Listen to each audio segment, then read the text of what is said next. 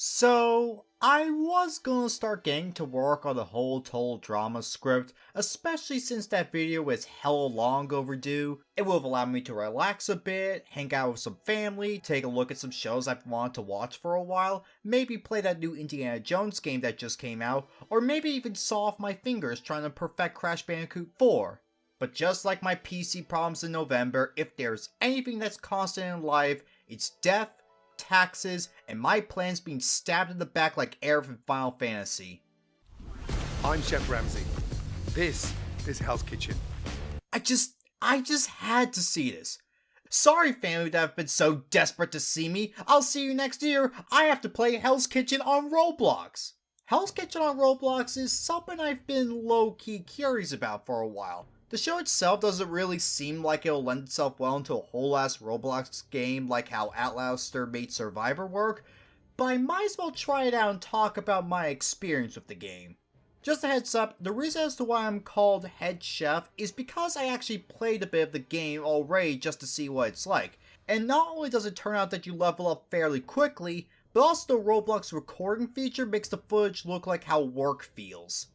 So I get into the game with a bunch of other block-shaped creatures and somehow avoid being called a furry long enough to take note of the purchasables. I'm not buying them, but two of them stood out for me. First, there's this Gordon hair that I think looks alright, and then there's this chain, which I think is hilarious, but there's no chance I'm paying that amount of money for it. It's also at this point I decided to do the following: beat this mini obstacle course, play free games to show it off, and finally check the leaderboard. I beat the mini obstacle course thanks to my 2008 obby skills, and then I go and check the leaderboard, and I don't know how leaderboards work, but I feel I should definitely be on there. I'm not losing sleep over it though, because it's game time. So I get to the first game, and one of the first things I see is Gordon Ramsay introducing us to the game, and somehow out of every bit of the game that looks relatively well done, Gordon Ramsay is the part of the game that I think the least amount of effort was put into. I don't know what it is about this model, like, I guess from a distance he looks fine, but up close it looks like they stole his wrinkles. Also, he talks in the game, which is pretty neat, but hearing Gordon Ramsay say Roblox is enough to kill a Victorian child. So Gordon splits us into teams, and I'm placed on the red team alongside Hamilton and Watashi, and I would be the most out-of-place chef here considering I'm an actual animal. But then I look at the blue team and see Strawberry Shortcake over there and a girl without a face, and I realize I might be okay.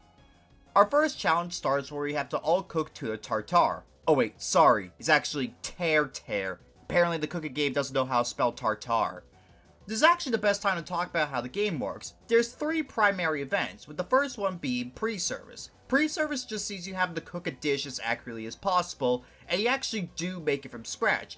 You gotta first grab the ingredients from the pantry or fridge, chop the ingredients up, either mix or cook in either a pan, pot, or oven, and finally plate the dish and set it up to the pass.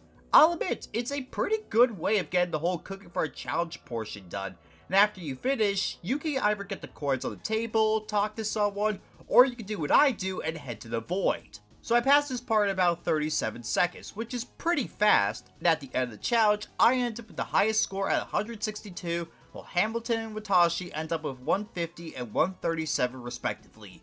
As for the blue team, also this is where we get to talk about winning teams. Winning teams are decided by customer satisfaction, the team with the higher score obviously meaning that they win. However, the score can be lowered if subpar food is sent up, and trust me, that score can be lowered fast if your food isn't pixel perfect.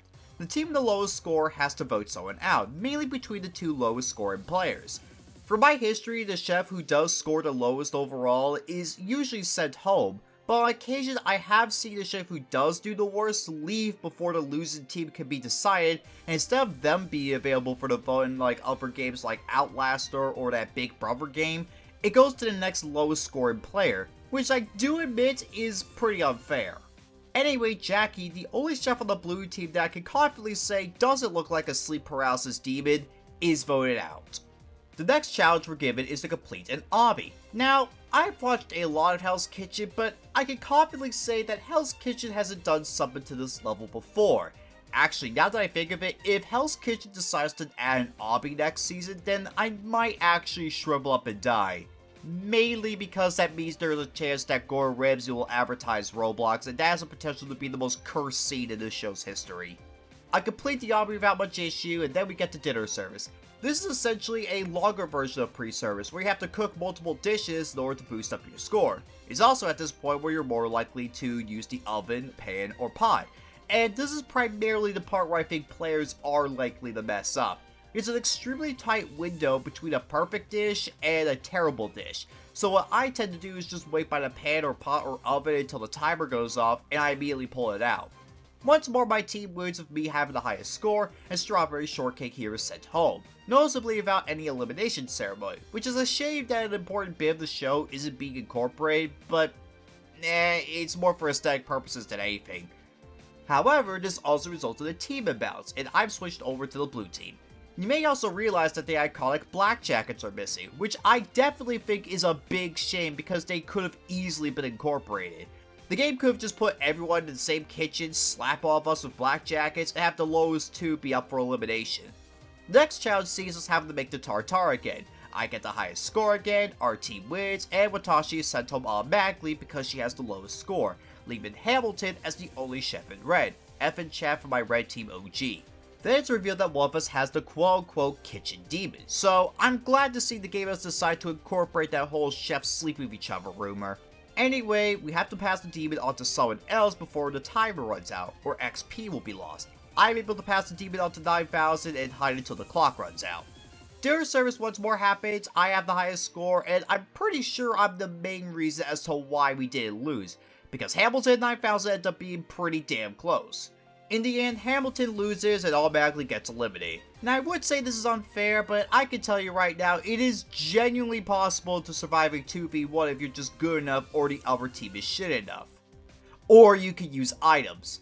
Items are also part of this game. You can buy a time machine to help speed up your dishes, a fling tool to yeet players around the kitchen to mess them up, the kitchen demon to slow someone down and also infect them with someone that's probably malignant, immunity that I obviously have no use for, and finally, you can go straight to Season 5 and have the opposing team's kitchen have a blackout.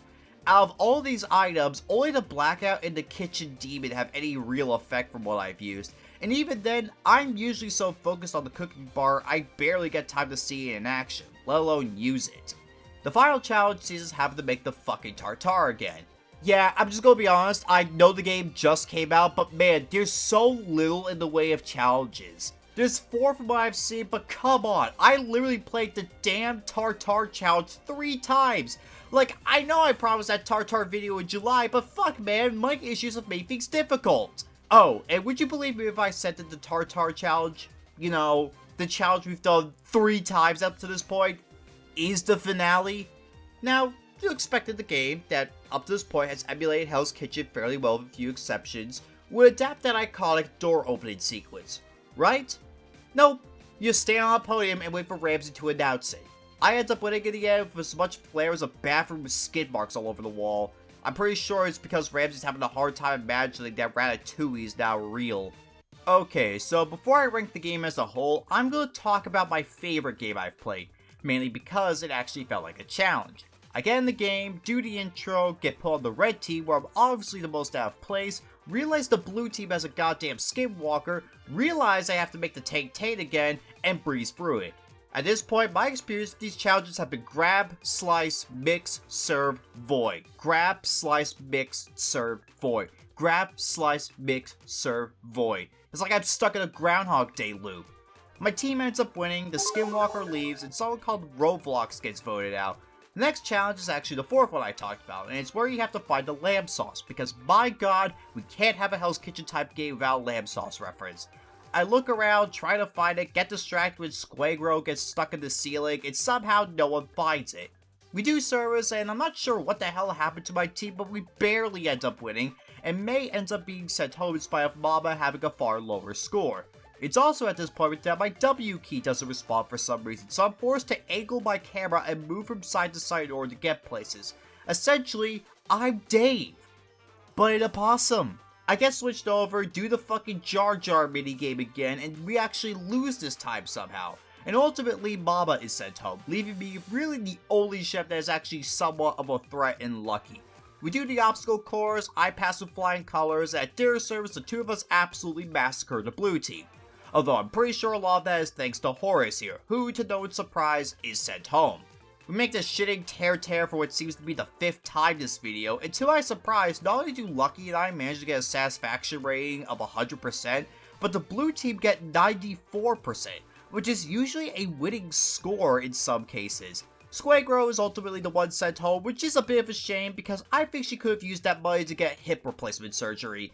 And then dinner service happens, RV is sent home, I get reminded that I'm going to throw up, and I end up winning in the end. Now, considering I have been consistently winning in these games, some of you might be wondering if there's any tips or tricks I have for you. Well, here you go. Number 1, when plating, don't drag the stuff to the plate. Just click the ingredients and you'll plate automatically. It's a hell of a lot faster than dragging.